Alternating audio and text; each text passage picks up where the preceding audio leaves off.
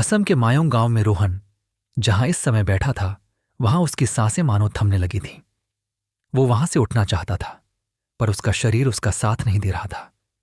उसके हाथ पैर अचानक से भारी हो गए थे और रोहन को लग रहा था कि उसे कोई दबाकर बैठे रहने को मजबूर कर रहा है।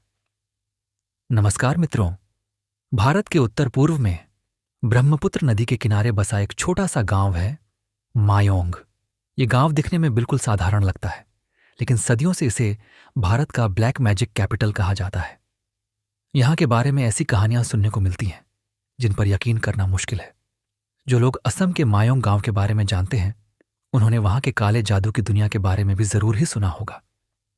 मायोंग का नाम सुनते ही बहुत से लोगों के मन में डर भी बैठ जाता है, लेकिन असली डर तब शुरू होता है जब कोई खुद वहां जाकर कुछ अलग महसूस करता है। मायोंग के बारे में कई स्थानीय लोग बताते हैं कि यहां स्टिकी सीट नाम की चीज होती थी, जिसमें इंसान जिस कुर्सी पर बैठता वह उसी से चिपक जाता था और उठ नहीं पाता था जब तक मंत्र नहीं हटाया जाता। कुछ लोगों का दावा है कि उन्हें ऐसा लगा जैसे कोई अदृश्य शक्ति उन्हें रोक रही हो या उनके शरीर को कंट्रोल कर रही हो।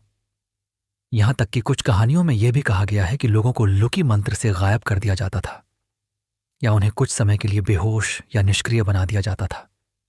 हालांकि कुछ लोगों का यह मानना है कि ये सब लोक कथाएं हैं। रोहन ने भी जब मायोंग के बारे में सुना और जाना, तो उसने भी ऐसा ही कुछ सोचा था कि ये सब बातें किस्से कहानियां ही होंगे। रोहन मेहता दिल्ली का रहने वाला था, एक ट्रैवल व्लॉगर, जिसका काम ही था सच और मिथ के बीच का फर्क दिखाना। उसने सोचा, इस बार मैं मायोंग का सच दुनिया के सामने लाकर रहूंगा। लेकिन उसे नहीं पता था कि वो खुद एक कहानी बन जाएगा। रोहन मायोंग पहुंचा। शुरुआत में सब कुछ सामान्य था। गांव, खेत, लोग, सब कुछ बिल्कुल एक आम भारतीय गांव जैसा। लेकिन जैसे ही वह अंदर की तरफ बढ़ा, उसे एक अजीब सी खामोशी महसूस हुई।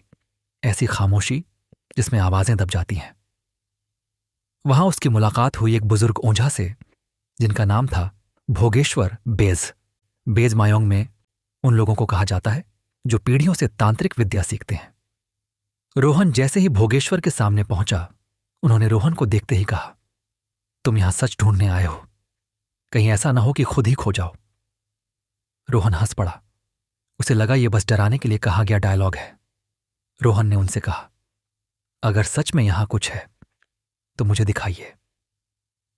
कुछ सेकंड के लिए सन्नाटा छा गया। भोगेश्वर ने रोहन को सामने बैठने को कहा। फिर भोगेश्वर ने जमीन पर एक छोटा सा लोहे का कटोरा रखा, उसमें एक फूल डाला और मंत्र पढ़ना शुरू किया। शुरू में कुछ नहीं हुआ, लेकिन फिर वो कटोरा धीरे धीरे अपने आप हिलने लगा। रोहन को लगा कोई ट्रिक होगी, लेकिन अचानक उसके शरीर में एक अजीब सी ठंडक दौड़ गई। रोहन बताते हैं, मुझे लगा जैसे मेरे हाथ पैर भारी हो गए हैं। मैं उठना चाहता था, लेकिन मेरा शरीर मान ही नहीं रहा था, जैसे कोई अदृश्य चीज मुझे दबाकर बैठा रही हो। ये वही प्रैक्टिस है जिसके बारे में लोकल लोग कहते हैं कि मंत्र से इंसान को रोक दिया जाता है। अब जो हुआ वह रोहन की जिंदगी का सबसे डरावना पल था। उसकी जेब में रखा मोबाइल अपने आप वाइब्रेट करने लगा। स्क्रीन ऑन हुई और बिना किसी टच के रिकॉर्डिंग चालू हो गई। रोहन ने बताया, उस पल मुझे ऐसा लगा जैसे मैं अकेला नहीं हूं, जैसे कोई मेरे बहुत पास खड़ा है लेकिन दिखाई नहीं दे रहा। भोगेश्वर ने अचानक उसकी आंखों में देखा और मंत्र तेज कर दिए।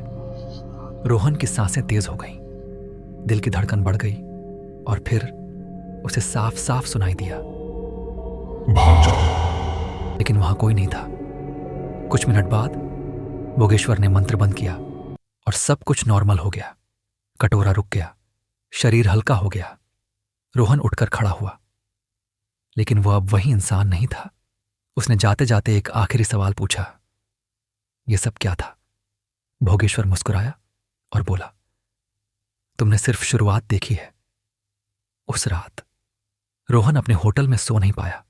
उसे बार बार वही आवाज सुनाई देती रही, भाग जाओ।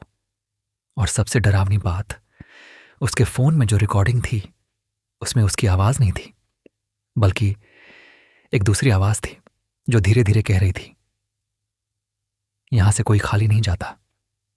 कुछ दिनों बाद रोहन ने अपना वीडियो अपलोड किया और उसने सिर्फ एक लाइन लिखी, Mayong is not a place, it's an experience.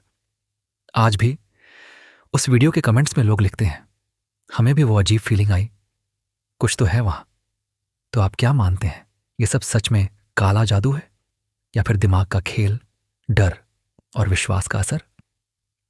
कुछ एक्सपर्ट्स कहते हैं कि यह हिप्नोसिस या मनोवैज्ञानिक प्रभाव हो सकता है, लेकिन जो लोग इसे महसूस कर चुके हैं उनके लिए यह सिर्फ कहानी नहीं है। मायोंग आज भी मौजूद है, लोग वहां जाते हैं और कुछ लोग वापस आकर कहते हैं, हमने कुछ ऐसा महसूस किया जिसे समझाना आसान नहीं है। और शायद यही मायोंग का सबसे बड़ा रहस्य है, यह आपको दिखता कम है, महसूस ज्यादा होता है। तो ये था मायोंग की अनगिनत रहस्यमयी कहानियों में से एक छोटा सा किस्सा। मिलते हैं अगले वीडियो में। जय श्री महाकाल।